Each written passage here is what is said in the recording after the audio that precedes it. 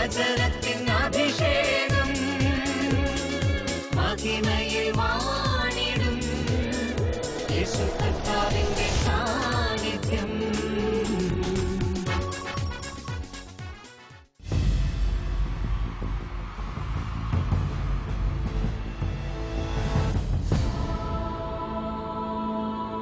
നിൻ വചനം ധ്യാനിക്കുമ്പോ ഹല്ലേലൂയ.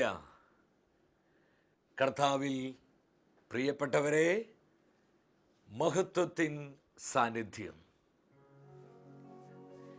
ഈ ശുശ്രൂഷയിലേക്ക് കടന്നു വന്നിരിക്കുന്ന എല്ലാവർക്കും നമ്മുടെ കർത്താവായ യേശു ക്രിസ്തുവിൻ്റെ കൃപയും സമാധാനവും ആശംസിക്കുന്നു. 23-ാം സങ്കീർത്തനം 5-ാം തിരുവാക്യം. എന്റെ ശിരസ് തൈലം കൊണ്ട് അഭിഷേകം ചെയ്യുന്നു, എന്റെ പാനപാത്രം കവിഞ്ഞൊഴുകുന്നു. സങ്കീർത്തകനായ ദാവീദ് തന്റെ ജീവിതത്തിൽ വെളിപ്പെട്ട ദൈവപ്രവൃത്തി നമ്മോട് പങ്കുവെക്കുകയാണ്. എന്റെ കർത്താവ് എന്റെ ശിരസ് തൈലം കൊണ്ട് അഭിഷേകം ചെയ്യുന്നു, എന്റെ പാനപാത്രം കവിഞ്ഞൊഴുകുന്നു. പ്രിയ സഹോദര സഹോദരി, കവിഞ്ഞൊഴുകുന്ന അനുഗ്രഹത്തിലേക്ക്, കവിഞ്ഞൊഴുകുന്ന അഭിഷേകത്തിലേക്ക് ദൈവത്തിന്റെ പരിശുദ്ധാത്മാവ് ഇന്നത്തെ ശുശ്രൂഷയിലൂടെ നമ്മെ വിളിക്കുകയാണ്.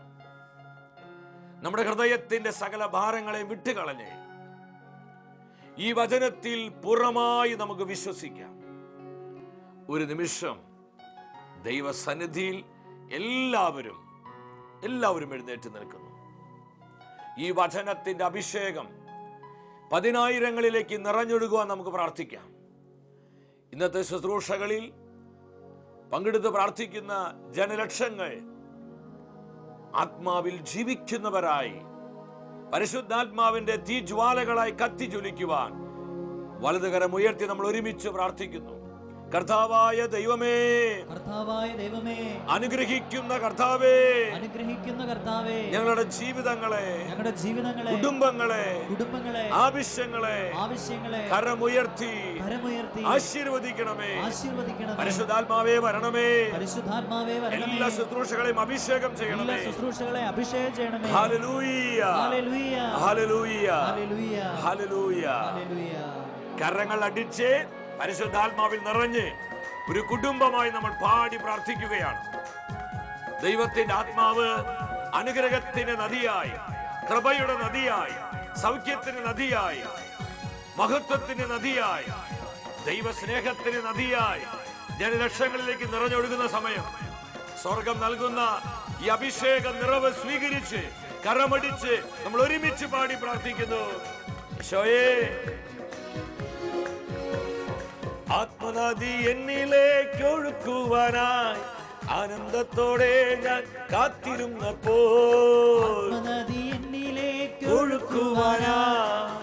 ഹൃദയം തുറന്ന് അഭിഷേകത്തോടെ പാടാം.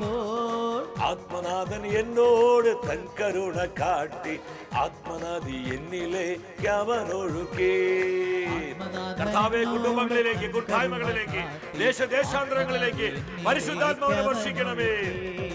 ആത്മനദി എന്റെ മുട്ടോളം എത്തിയപ്പോൾ ആകുലം മറന്നു ഞാൻ ആരാധിച്ചപ്പോൾ. യേശുവേ, പകരുക പകരുക, അഭിഷേക കൃപകൾ പകരുക.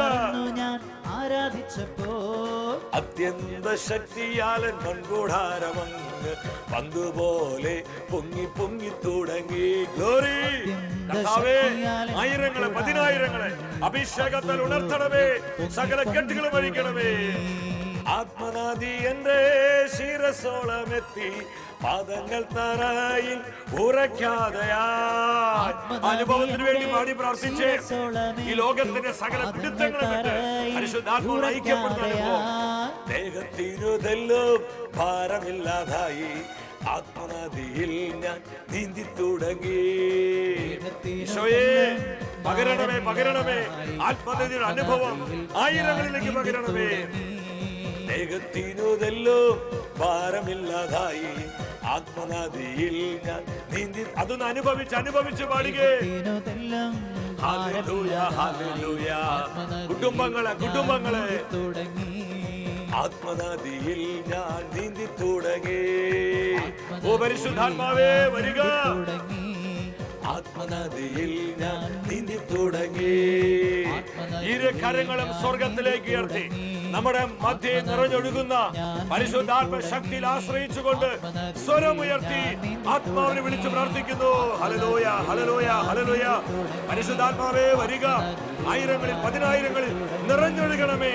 ദൈവത്തിന്റെ നദിയായി ഈ ശുശ്രൂഷയിൽ പങ്കെടുത്ത് പ്രാർത്ഥിക്കുന്ന ജനലക്ഷങ്ങളിലേക്ക് നിറഞ്ഞൊഴുകണമേ. ഹബിയാല, ഹബിയാല, ഹബിയാല. പാപശക്തികളെ, രോഗശക്തികളെ, ശാപശക്തികളെ പരിശുദ്ധാത്മാവേ നിർവീര്യമാക്കണമേ. കുടുംബങ്ങൾ അനുഗ്രഹിക്കണമേ. തകർന്ന ജീവിതങ്ങളെ ബലപ്പെടുത്തണമേ. ആത്മനദിയുടെ അനുഭവം നൽകണമേ. ആത്മാവിൽ ജീവിക്കുവാൻ, കൃപയിൽ വളരുവാൻ, വചനത്തിൽ ആഴപ്പെടുവാൻ പരിശുദ്ധാത്മാവേ ഞങ്ങൾ അഭിഷേകം ചെയ്യണമേ. മാറാ രോഗികൾ പരിശുദ്ധാത്മ ശക്തിയാൽ അത്ഭുത സൗഖ്യം പ്രാപിക്കട്ടെ. കർത്താവേ, വിവിധങ്ങളായ കൃപാവരങ്ങളാൽ നിന്റെ ജനത്തെ സന്ദർശിക്കണമേ. ഞങ്ങളുടെ കുടുംബങ്ങളോട് ഉലാത്തണമേ. ഈ ശുശ്രൂഷയിൽ വിശ്വാസത്തോടെ പ്രാർത്ഥിക്കുന്ന പതിനായിരങ്ങളുടെ മേൽ കരമുയർത്തി അവരെ അനുഗ്രഹിക്കണമേ. സകല ഭാരങ്ങളും ഞങ്ങൾ അനുഭവിക്കുന്ന വിവിധങ്ങളായ ആകുലതകൾ എടുത്തുമാറ്റി യേശുവിന്റെ സമാധാനത്തിൽ ജീവിക്കുവാൻ ആവശ്യമായ ആത്മനിറവ് കർത്താവിന്റെ പരിശുദ്ധാത്മാവേ ഞങ്ങൾക്ക് നൽകണമേ. Thank you holy spirit. ഇരു കരങ്ങളും കർത്താവിന്റെ സന്നിധിയിൽ യാചനാപുറം തുറന്നു പിടിച്ച് നമ്മൾ ഒരുമിച്ച് പ്രാർത്ഥിക്കുന്നു. കർത്താവേ, ഞങ്ങളോട് സംസാരിക്കണമേ. അങ്ങയുടെ ശബ്ദം ഞങ്ങളുടെ ജീവിതത്തിൽ, കുടുംബങ്ങളിൽ, സമൂഹങ്ങളിൽ മുഴങ്ങട്ടെ. കർത്താവേ, ഞങ്ങളോട് സംസാരിക്കണമേ. ഞങ്ങൾ ആത്മനിറവുള്ളവരാകട്ടെ. Hallelujah, hallelujah. പരിശുദ്ധ അമ്മേ, ഞങ്ങളെല്ലാവരും പരിശുദ്ധാത്മാവിൽ ജീവിക്കുവാൻ അമ്മ ഞങ്ങൾക്ക് വേണ്ടി പ്രാർത്ഥിക്കണമേ. ആമേൻ, ഹല്ലേലൂയ. പ്രിയ ദൈവമക്കളെ, നമ്മെ അഭിഷേകം ചെയ്യുന്ന കർത്താവിന്റെ വചനത്തിന്റെ മുൻപിൽ പ്രത്യാശയുള്ളവരാകാം. ഇന്നത്തെ വചന ശുശ്രൂഷയിലൂടെ പരിശുദ്ധാത്മാവ് നമ്മെ പഠിപ്പിക്കുന്നത് ആത്മാവിലുള്ള ജീവിതം, ആത്മാവിലുള്ള ജീവിതത്തെ കുറിച്ചാണ്. ക്രൈസ്തവ ജീവിതത്തിന്റെ ഏറ്റവും ശ്രേഷ്ഠമായ അനുഭവം എന്ന് പറയുന്നത് ആത്മാവിലുള്ള ജീവിതമാണ്. ക്രിസ്തീയ ജീവിതം ആത്മനിറവിന്റെ ജീവിതമാണ്. വെളിപാടിന്റെ പുസ്തകം 2-3 അധ്യായങ്ങളിൽ ആവർത്തിച്ച് കർത്താവിന്റെ വചനം നമ്മോട് പറയുകയാണ്. പരിശുദ്ധാത്മാവ് സഭകളോട് പറയുന്നത് ചെവിയുള്ളവൻ കേൾക്കട്ടെ. എക്കാലവും ദൈവത്തിന്റെ ആത്മാവ് സഭയോട് സംസാരിക്കുന്നുണ്ട്. ഈ കാലഘട്ടത്തിലും പരിശുദ്ധാത്മാവ് കുടുംബങ്ങളോട് സംസാരിക്കുന്നു, സമർപ്പിത സമൂഹങ്ങളോട് സംസാരിക്കുന്നു, യുവജനങ്ങളോട് സംസാരിക്കുന്നു. പരിശുദ്ധാത്മാവിന്റെ ശബ്ദത്തിനായി നമ്മുടെ ഹൃദയത്തിന്റെ കാതുകളെ തുറക്കണം. അപ്പോസ്തലനായ പൗലോസ് ഗലാത്യ സഭയെ പഠിപ്പിക്കുകയാണ്. 5-ാം അധ്യായം 16-ാം തിരുവചനം. നിങ്ങളോട് ഞാൻ പറയുന്നു, ആത്മാവിന്റെ പ്രേരണയനുസരിച്ച് വ്യാപരിക്കുവിൻ, ജഡമോഹങ്ങളെ ഒരിക്കലും തൃപ്തിപ്പെടുത്തരുത്. ഈ വചനത്തിലൂടെ കർത്താവിന്റെ ആത്മാവ് എന്താണ് നമ്മോട് സംസാരിക്കുന്നത്? പരിശുദ്ധാത്മാവിന്റെ സ്വരമനുസരിച്ച് നിങ്ങൾ ജീവിക്കുവിൻ. ഇതാണ് ക്രിസ്തീയ ജീവിതം. പരിശുദ്ധാത്മാവിന്റെ ശബ്ദത്തോട് യെസ് പറഞ്ഞ് പരിശുദ്ധാത്മാവിന്റെ പ്രേരണകൾക്ക് അനുസൃതമായി നമ്മുടെ ജീവിതത്തെ ക്രമപ്പെടുത്തി നമ്മൾ മുന്നോട്ട് പോകുമ്പോൾ അത്ഭുതങ്ങൾ അനുദിനം നമ്മുടെ ജീവിതത്തിൽ സംഭവിക്കുന്നത് കാണുവാൻ കഴിയും. പരിശുദ്ധാത്മാവിന്റെ ശബ്ദം നിങ്ങൾ കേൾക്കുക. ഇന്ന് അനേകരും ഒന്ന് പറയാറുണ്ട്, ഞങ്ങൾ കൃപയിൽ വളരാൻ ആഗ്രഹിക്കുന്നുണ്ട്, ഞങ്ങൾക്ക് അഭിഷേകം വേണം, പരിശുദ്ധാത്മാവിന്റെ സ്വരം കേട്ട് ജീവിക്കാൻ ഞങ്ങൾക്ക് ഒരുപാട് ഇഷ്ടമാണ്, ഞങ്ങൾ എന്താണ് ചെയ്യേണ്ടത്? എങ്ങനെയാ പരിശുദ്ധാത്മാവിന്റെ ശബ്ദം കേൾക്കാൻ പറ്റുക? ഇന്ന് അനേകരുടെ ഹൃദയത്തിൽ ഒരു സംശയമാണിത്. എന്റെ പ്രിയപ്പെട്ടവരെ, അപ്പോസ്തലനായ പൗലോസ് ഈ വചനം നമുക്ക് തരുമ്പോൾ എന്താണ് സ്ലീഹ അർത്ഥമാക്കുന്നത്? എങ്ങനെയാ പരിശുദ്ധാത്മാവിന്റെ ശബ്ദം കേൾക്കാൻ പറ്റുക? ആത്മാവിന്റെ സ്വരം നമുക്ക് കേൾക്കാൻ കഴിയണമെങ്കിൽ ഈ ചെവി പോരാ, വേറെ പലതും കേൾക്കാൻ ഈ ചെവി വളരെ നല്ലതാണ്. എന്നാൽ പരിശുദ്ധാത്മാവിന്റെ ശബ്ദം നമ്മൾ കേൾക്കണമെങ്കിൽ, ഒരിക്കലും രണ്ട് സുഹൃത്തുക്കള് അവരൊരു പട്ടണത്തിലൂടെ നടക്കുകയാണ്. ഈ പട്ടണത്തിലൂടെ നടക്കുന്ന സമയത്ത് ഒരു സുഹൃത്ത് മറ്റേ സുഹൃത്തിനോട് പറഞ്ഞു, ഞാൻ ചീവീട് കരയുന്ന ഒച്ച കേൾക്കുന്നുണ്ട്, ഞാൻ ചീകീട് കരയുന്ന ഒച്ച കേൾക്കുന്നുണ്ട്. ഇത് കേട്ടപ്പോൾ ആ സുഹൃത്ത് പറഞ്ഞു, നീ എന്താ ഈ പറയണേ? ഞാൻ കേൾക്കുന്നത് ബസ്സും കാറുകളും മറ്റു മോട്ടോർ വാഹനങ്ങളൊക്കെ ചീറി പാഞ്ഞു പോകുന്ന ശബ്ദമാണ്. മറ്റേ സുഹൃത്ത് പറഞ്ഞു, നീ പറഞ്ഞത് ശരിയാ, പക്ഷേ ഈ മോട്ടോർ വാഹനങ്ങൾ ശബ്ദത്തിനിടയിലൂടെ ഞാൻ ചീവീട് കരയുന്ന ഒച്ച കേൾക്കുന്നുണ്ട്. സംഗതി ശരിയായിരുന്നു. കാരണം ഈ സഹോദരൻ അദ്ദേഹം ചീവീടിലാണ് PhD എടുത്തുകൊണ്ടിരിക്കുന്നത്. അതുകൊണ്ട് താൻ എവിടെ പോയാലും ഒരു ചെവി എപ്പോഴും ചീവീടിന് ഇങ്ങനെ വിട്ടുകൊടുക്കും. പട്ടണത്തിൽ ചീറിപ്പാഞ്ഞു പോകുന്ന മോട്ടോർ വാഹനങ്ങളുടെ ശബ്ദത്തിനിടയിലൂടെ അങ്ങ് അകലെ കരയുന്ന ചീവീടിന്റെ ഒച്ച അദ്ദേഹം ക്യാച്ച് ചെയ്തെടുക്കുകയാണ്. എന്റെ സഹോദര സഹോദരി, ജീവിത വ്യഗ്രതയിലെ ഈ ലോകത്തിന്റെ സകല ദുഷിപ്പുകളുടെ നടുവിലും പരിശുദ്ധാത്മാവിന്റെ ശബ്ദം കേൾക്കുവാൻ നമ്മൾ വിട്ടുപോകരുത്. നമ്മുടെ ഹൃദയത്തിന്റെ ചെവികൾ ആത്മാവിന്റെ ശബ്ദത്തോട് നമ്മൾ ട്യൂൺ ചെയ്യണം. നമുക്കറിയാം, ചില കാര്യങ്ങള് നമ്മൾ ട്യൂൺ ചെയ്യുമ്പോഴാണ് നമുക്കത് ലഭിക്കുന്നത്. ഇതുപോലെ പരിശുദ്ധാത്മാവിന്റെ ശബ്ദത്തോട് നാം നമ്മെ തന്നെ ട്യൂൺ ചെയ്യുമ്പോൾ ആത്മാവിന്റെ സ്വരം കേട്ട് ജീവിക്കുവാൻ ഈ കാലഘട്ടത്തിലെ ദൈവജനത്തിന് കഴിയും. ഈ സത്യമാണ് പൗലോസ് ശ്ലീഹ സഭയെ പഠിപ്പിക്കുന്നത്. നിങ്ങൾ പരിശുദ്ധാത്മാവിന്റെ സ്വരമനുസരിച്ച് ജീവിക്കുക. അതാണ് ആത്മാവിലുള്ള ജീവിതം. 46 സങ്കീർത്തനം 4 തിരുവാക്യം എന്നെ ഒരുപാട് സ്വാധീനിച്ച ഒരു വചനമാണിത്. കർത്താവിന്റെ തിരുവെഴുത്ത് പറയുകയാണ്, ദൈവത്തിന്റെ നഗരത്തെ, അത്യുന്നതന്റെ വിശുദ്ധ നിവാസത്തെ സന്തുഷ്ടമാക്കിക്കൊണ്ട് ഒഴുകുന്ന ഒരു നദിയുണ്ട്. ആ നദിയുടെ പേരാണ് പരിശുദ്ധാത്മാവ്.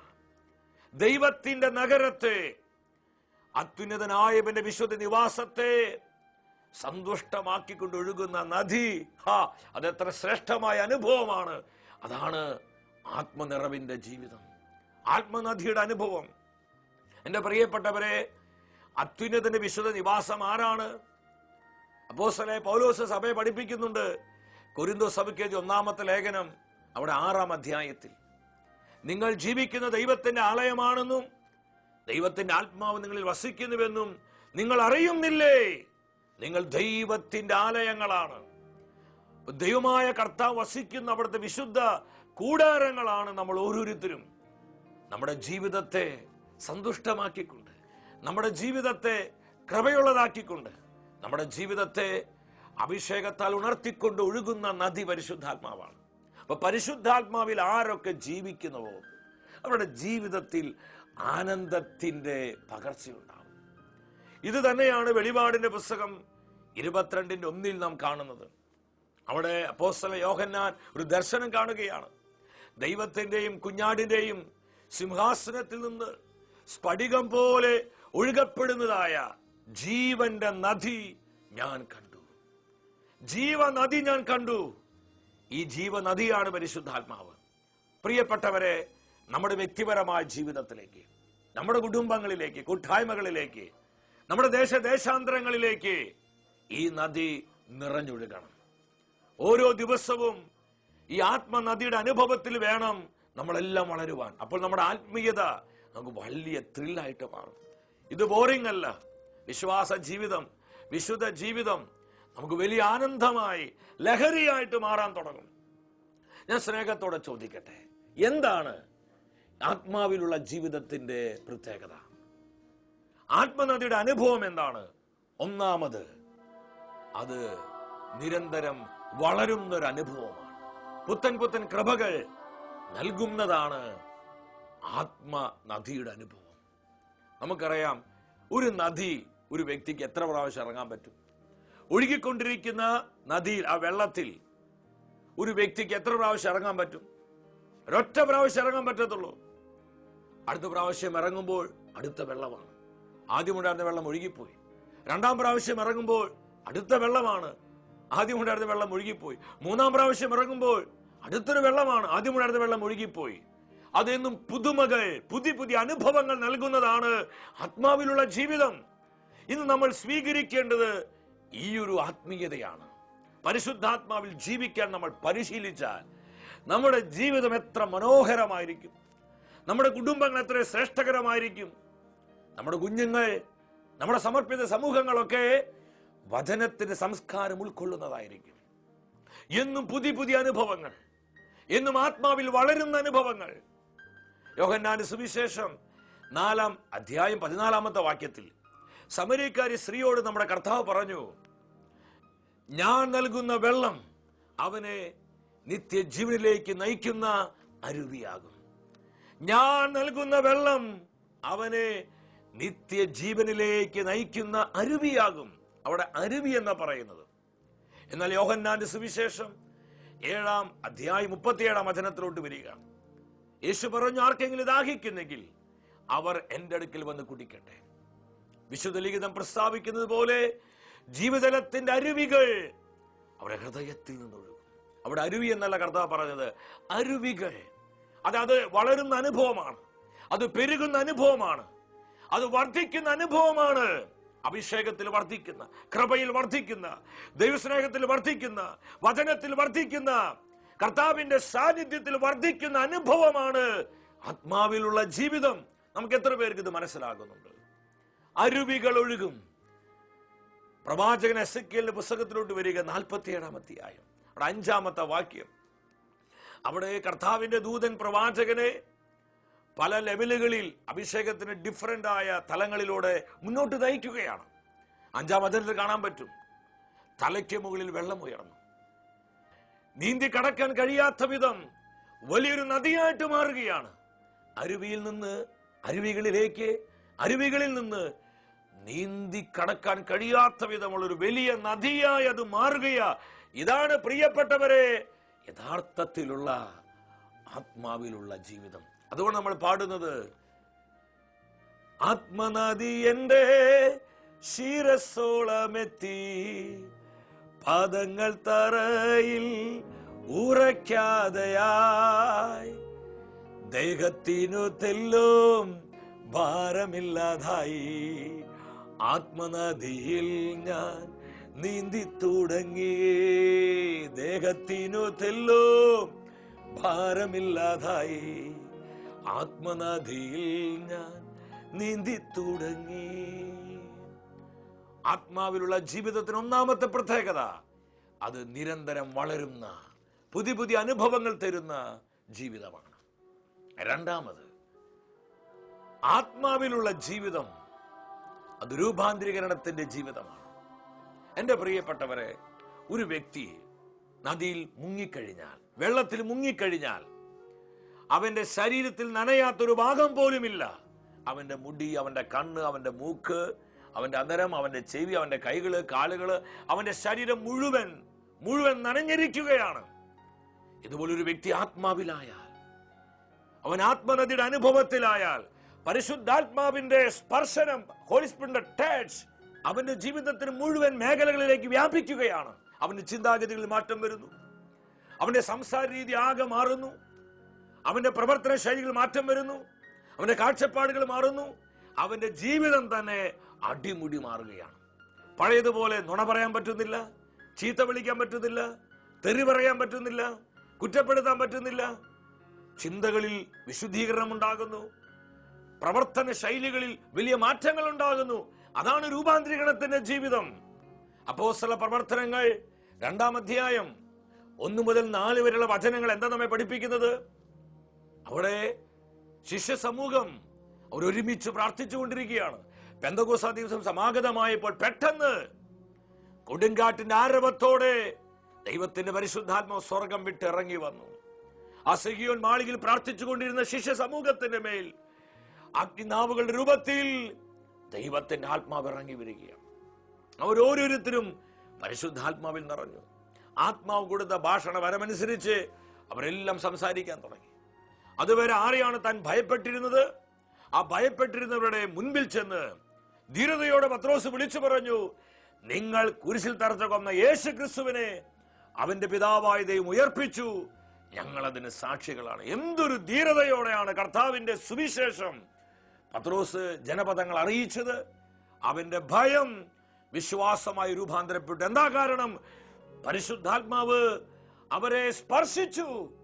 ആത്മാവിന്റെ സ്പർശനമുണ്ടായി, അഗ്നിസ്നാനമുണ്ടായി.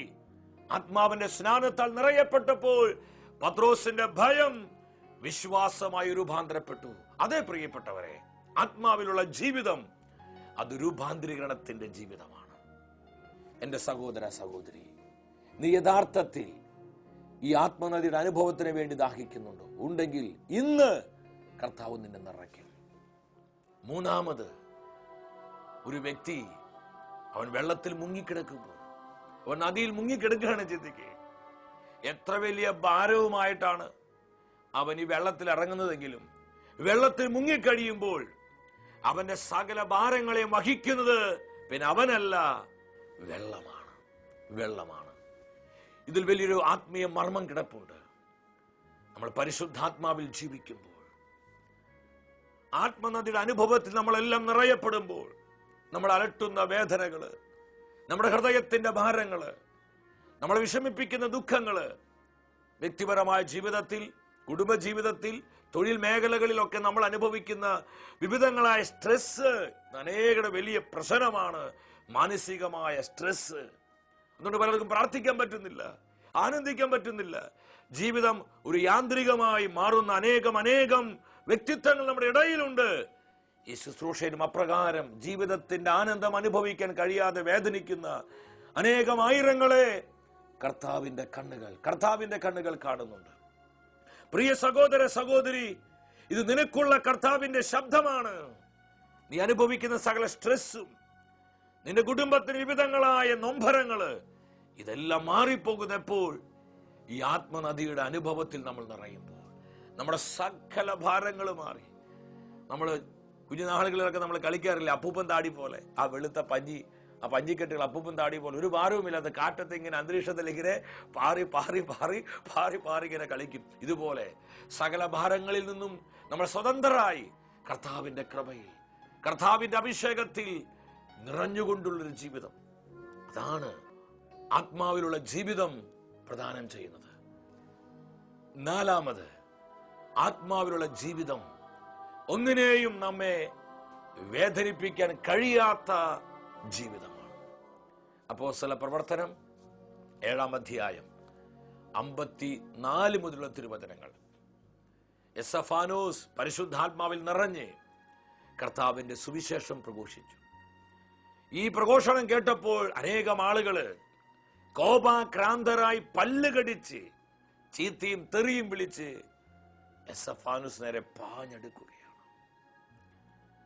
എന്നാൽ ദൈവത്തിന്റെ തിരുവെഴുത്ത് പറയുന്നു, അപ്പോൾ എസ്തഫാനോസ് പരിശുദ്ധാത്മാവിനാൽ നിറഞ്ഞു. അവൻ ആത്മാവിനാൽ നിറയപ്പെടുകയാണ്.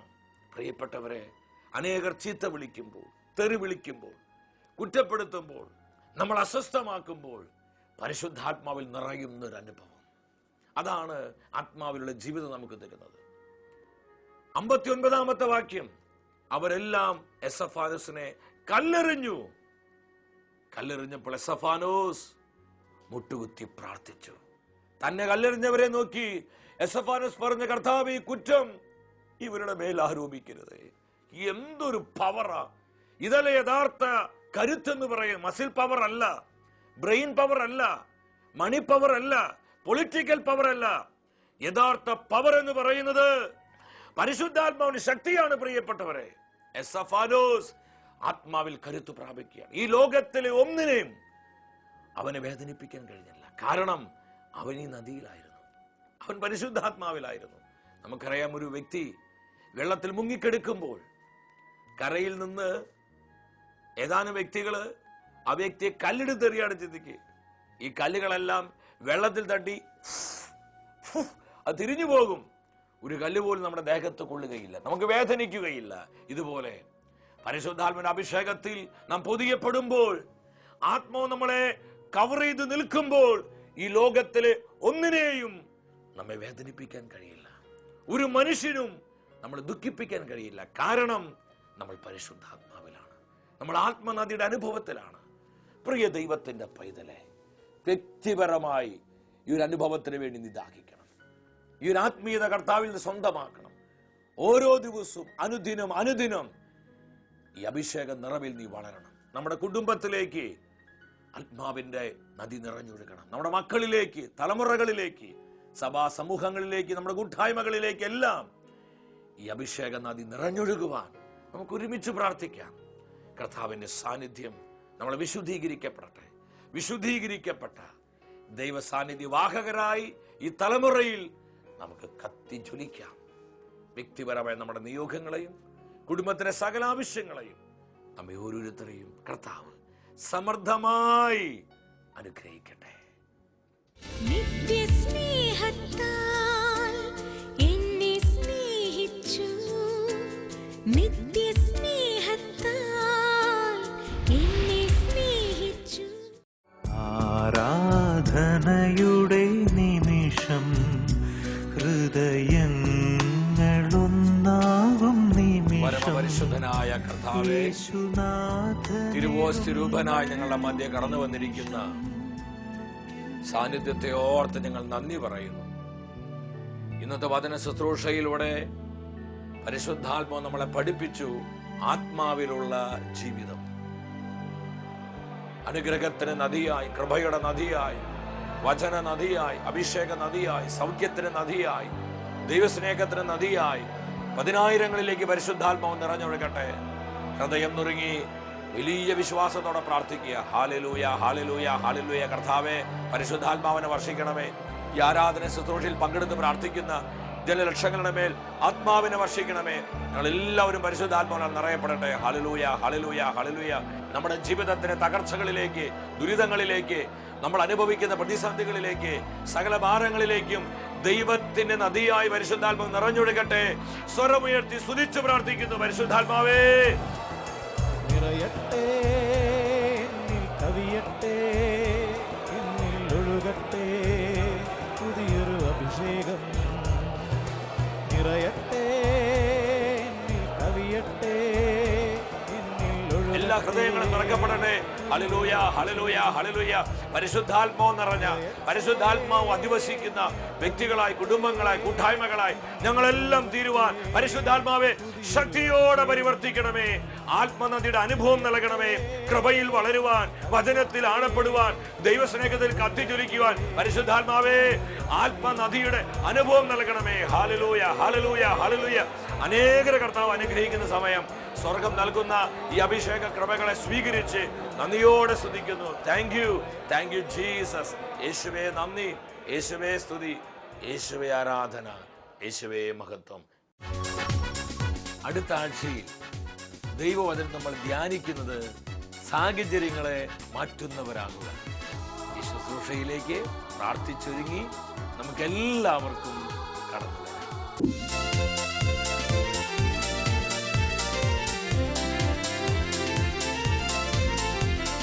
മഹത്വമേ, മഹത്വമേ, മഹത്വത്തിൻ രാജാവേ, മഹത്വത്തിൻ സാന്നിധ്യം. മഹത്വമേ, മഹത്വമേ, മഹത്വത്തിൻ കർത്താവേ, മഹത്വത്തിൻ സാന്നിധ്യം. മഹത്വമേ, മഹത്വമേ, രാജാവേ മഹത്വത്തിൻ സാന്നിധ്യം